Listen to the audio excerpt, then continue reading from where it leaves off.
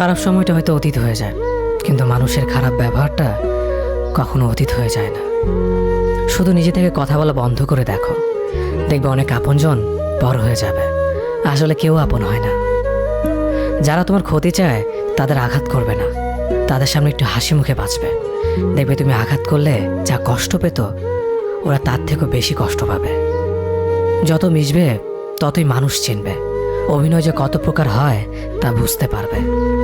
সবাইকে তোমার সত্যতা জানানোর দরকার নেই, যে যা ভাবে তা নিয়ে সমালোচনা করতে দাও। বেঈমান মানুষগুলো কখনো অপরিচিত মানুষ হয় না, খুব কাছের মানুষগুলোই বেঈমান হয়। মানুষ চেনা শুরু করলে এমনিতেই বন্ধুর সংখ্যা কমে যাবে, এটাই বাস্তব।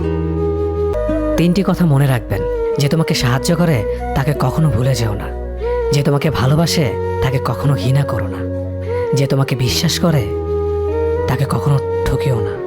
ধোঁকা একজনেই দেয়, কিন্তু বিশ্বাস সবার উপর থেকে উঠে যায়।